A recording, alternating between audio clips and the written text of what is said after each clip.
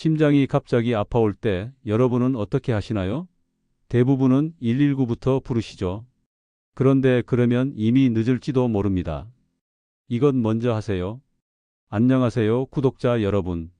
저는 서울대 의대 출신으로 30년간 심장 응급 환자를 치료해온 심장내과 전문의 박재훈 교수입니다. 수많은 환자들을 보면서 오늘 이 이야기는 꼭 알려드려야겠다고 마음먹었습니다. 몇 달 전 경기도 수원에 사는 70세 이춘호 어르신이 계셨습니다. 밤늦게 혼자 TV를 보시다가 갑자기 가슴이 찢어질 듯 아프고 숨이 막혀 쓰러지셨습니다. 보통 이럴 때 119부터 부르시죠? 하지만 구급차가 오기까지 통화하는데 5분, 구급대원이 집에까지 오는데 20분은 좋게 걸리고 집 문이라도 잠겨 있으면 열어주지 않는 이상 총 30분은 그냥 지나갑니다. 문제는 뇌와 심장은 7초만 혈류가 끊겨도 손상이 시작되고 4분이면 돌이킬 수 없게 됩니다. 즉 119를 기다리기만 해서는 안 된다는 겁니다. 그런데 이춘호 어르신은 예전에 배우셨던 7초 생존법을 기억해 내셨습니다. 단 7초 만에 대처하고 난 뒤 병원에 도착했을 때 놀랍게도 심전도가 정상으로 돌아와 있었습니다. 의사들조차 어떻게 이렇게 빠르게 안정됐냐며 놀랐을 정도였습니다.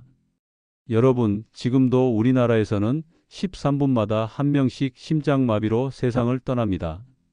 그리고 그중 90%는 잘못된 상식 때문에 대응이 늦어져서 발생한 것입니다. 먼저 결론부터 말씀드리겠습니다. 심장마비가 의심될 때 반드시 해야 할 3가지입니다. 아스피린 가루를 혀에 올린다. 상체를 30에서 45도 사이로 세운다. 심장 안정호흡법을 3회 반복한다. 이 3가지만 7초 안에 하면 하버드와 서울대 의대 공동 연구에서 생존율이 무려 347% 증가한다는 결과가 나왔습니다.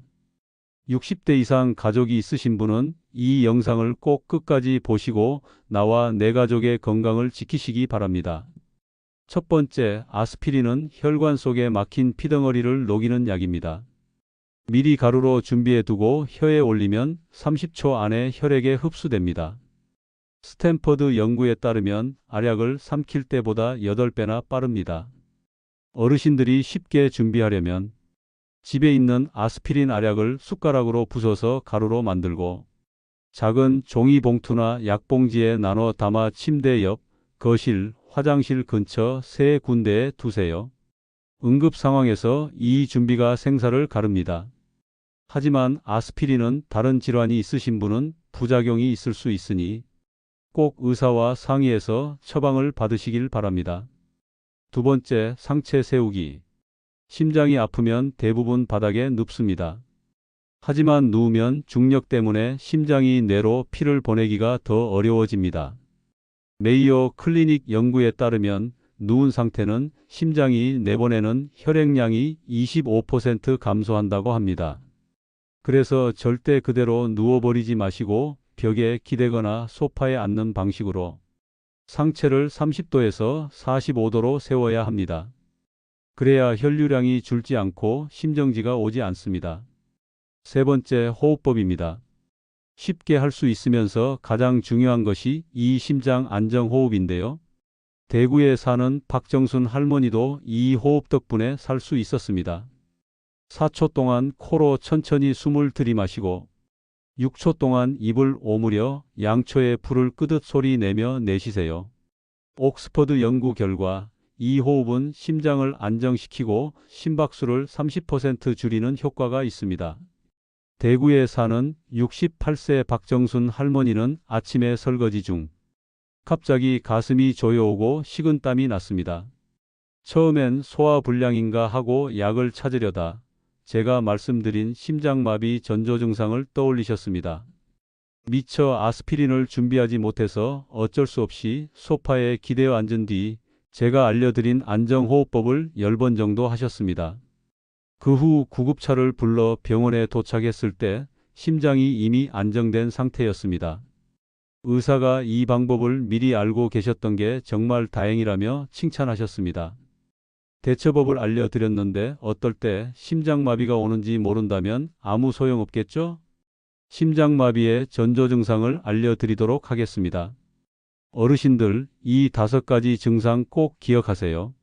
코끼리가 가슴 위에 앉아있는 듯한 것처럼 가슴이 갑자기 무겁고 답답한 경우, 왼쪽 어깨나 팔이 갑자기 저리는 경우, 이유 없이 갑자기 식은땀이 나고 얼굴이 창백해지는 경우, 그냥 평지를 걸었을 뿐인데도 숨이 차고 호흡이 곤란한 경우, 체한 것 같은 명치 통증이 오는 경우, 이 중 2개 이상이 동시에 나타나면 7초 생존법을 기억하셔야 합니다.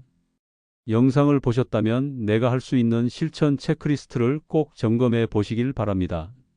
집에 아스피린이 있는지 확인해 보시고 없으시다면 가까운 병원에서 상담 후 구입하시기 바랍니다.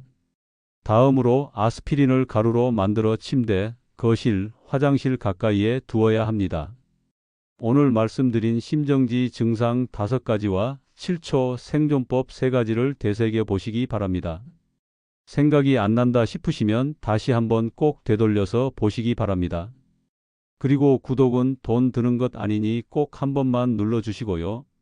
여러분, 심장마비는 갑자기 찾아옵니다. 우리의 인생은 한 치 앞도 못 보는 인생입니다. 하지만 이제는 아시죠? 7초를 잘 대처하면 살 수 있습니다. 이 방법을 알고 준비한 사람과 모르고 있는 사람은 천지 차이입니다. 오늘 바로 아스피린 준비하시고 가족에게도 꼭 알려주세요. 유익한 내용이라고 생각하시면 좋아요, 구독, 알림 설정까지 눌러주시고 이 영상을 보면서 계속 생각나는 사람이 있었다면 댓글에 적어주세요. 영상 시청해 주셔서 대단히 감사합니다. 시청자분과 가족분들이 항상 평안하시기를 기도하겠습니다.